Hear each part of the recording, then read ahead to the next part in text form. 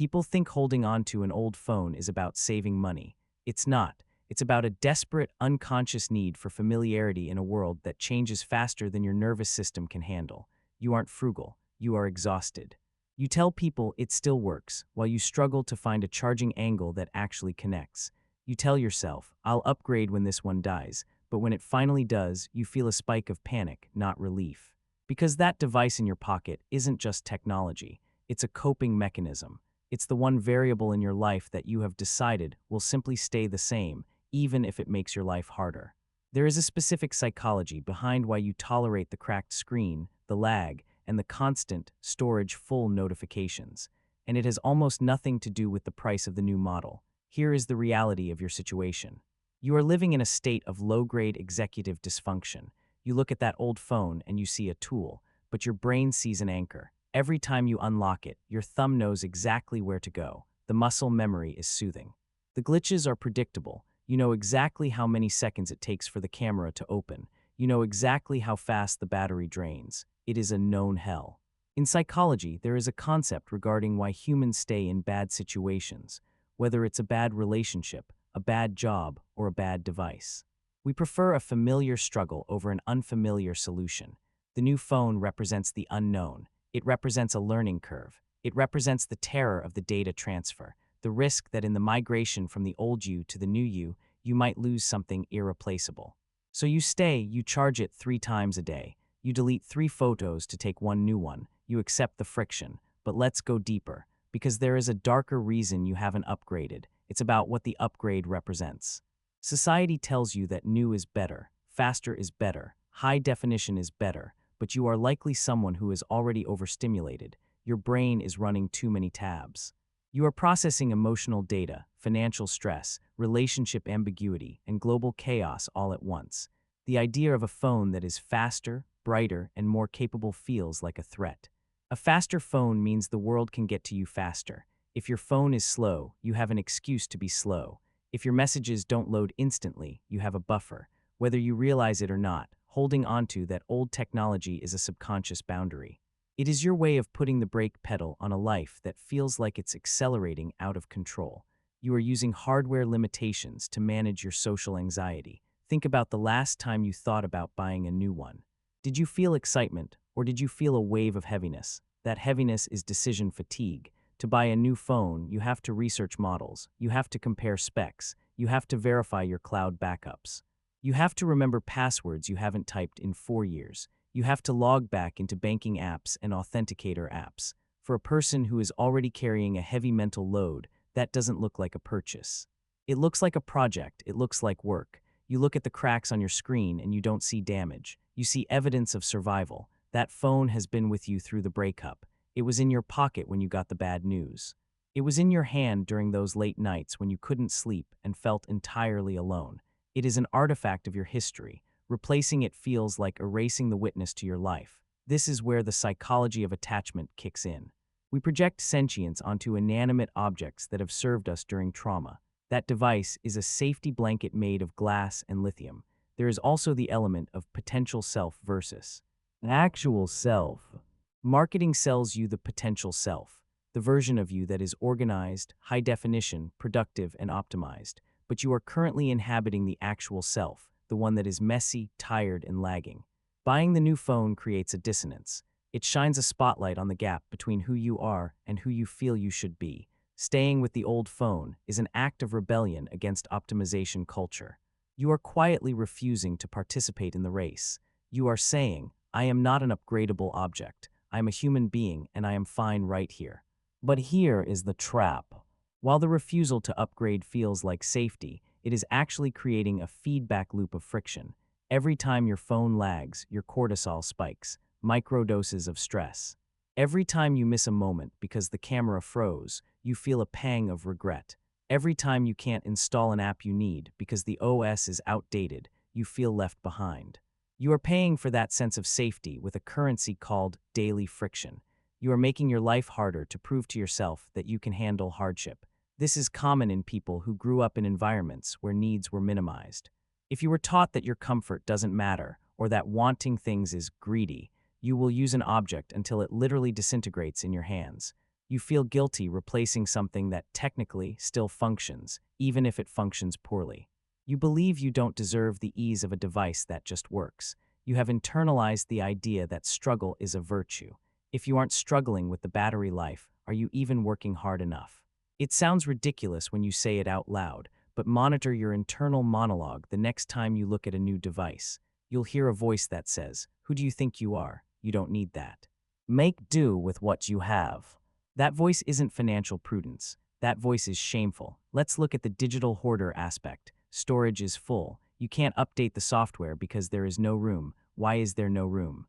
Because you cannot delete anything. Screenshots of conversations from 3 years ago, memes that were funny in 2019, blurry photos of a concert you barely remember. Why do you keep them? Because you don't trust your own memory. You are terrified that if you delete the photo, you delete the moment. You are using your phone as an external hard drive for your identity. The more full the phone is, the more you is in there. If you wipe the phone, you wipe the proof that you existed. This is why the data transfer is the most stressful part of the process.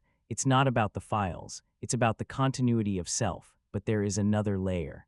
The layer of sensory processing. New phones are designed to be addictive. Higher refresh rates, more vivid colors, louder sounds, haptic feedback that mimics a heartbeat. For a highly sensitive person, HSP, a new phone is a sensory assault.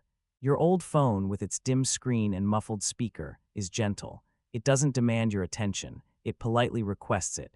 You might be keeping your tech outdated because you are trying to protect your dopamine receptors.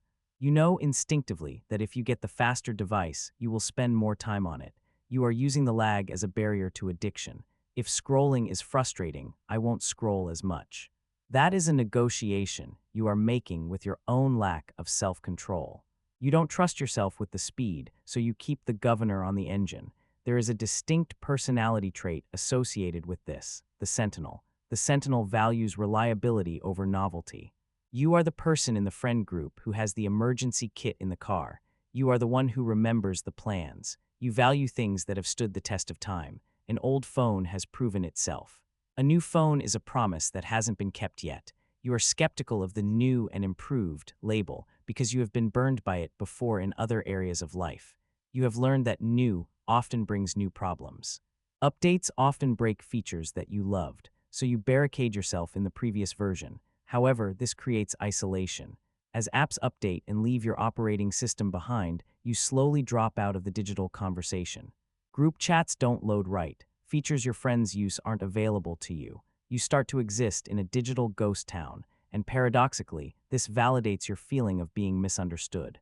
Nobody gets me. I don't fit in. The world is moving too fast. Your phone becomes the physical manifestation of your alienation. You hold it like a shield. When people mock it, you get defensive. You wear the cracks on the screen like battle scars. You turn the criticism of your phone into a criticism of your character, so you double down. I don't care about tech, you say, but you do, you care deeply. You care so much that you are paralyzed by it. There is a concept in behavioral economics called the endowment effect. We value things more simply because we own them, but with old phones, it's the sunk cost fallacy of emotion. You have poured so much frustration into this device that you feel you need to get every last drop of utility out of it to make the suffering worth it. If you upgrade now, all those times you struggled with the charger were for nothing. You are waiting for the device to decide for you. You are waiting for the terminal failure, the black screen of death, because if the phone dies, you are forced to buy a new one. The guilt is removed. It wasn't your choice, it was an emergency. You deny yourself the agency of choosing an upgrade because you don't feel entitled to choose ease. You only feel entitled to solve disasters. This is a trauma response. If you grew up in chaos, you only know how to function in response to a crisis. You don't know how to do preventative maintenance. You don't fix the roof when the sun is shining. You fix it when the water is pouring into the living room. You don't replace the phone when it starts to slow down. You replace it when it catches fire. You are addicted to the adrenaline of the last minute. So what is really happening when you look at that old phone? You are looking at a mirror of your own self-worth. You are telling yourself, I am not worth the investment of $800. You are telling yourself, I am not worth the time it takes to set up a new system. You are telling yourself, I deserve the friction. It is a form of self-punishment masked as thriftiness. and notice how you judge people who always have the newest tech. You call them shallow, you call them materialistic. You create a moral hierarchy where suffering with old tech makes you deeper or more authentic. I focus on real life, not screens. But you spend more time staring at that screen, waiting for it to load than they do. You spend more emotional energy hating your phone than they spend enjoying theirs. The friction is not making you more authentic. It is just making you tired. There is a biological cost to this. Every time you tap a button and nothing happens, your brain experiences a micro moment of rejection. It expects a response and gets silence. This creates a tiny error signal in the brain. Multiply that by 500 times a day. You are subjecting yourself to thousands of tiny error signals, keeping your brain in a state of subtle agitation. You are literally wearing down your cognitive battery along with your lithium one. Let's talk about the time capsule effect. You might be holding onto the phone because of the specific era of your life it represents. Maybe you got this phone when you were still with your ex. Maybe you got it before you lost your job. Maybe you got it when your parents were still alive. Changing the phone feels like closing the door on that era. It is grief. You are grieving the passage of time. You look at the sleek, bezel-less new designs and they look like the future. A future that doesn't include the people or the versions of you that are gone. The old phone, with its home button and headphone jack, belongs to the past. It belongs to the time when you felt safe. You are clutching the past in your hand, hoping it slows down the future. But it doesn't. The future comes anyway. It just arrives with more lag. So where does this leave you? You are standing at a crossroads between comfort and growth. The old phone is comforting. It is the devil you know. The new phone is growing. It is the scary admission that time is moving forward and you must move with it. You don't have to buy the most expensive model.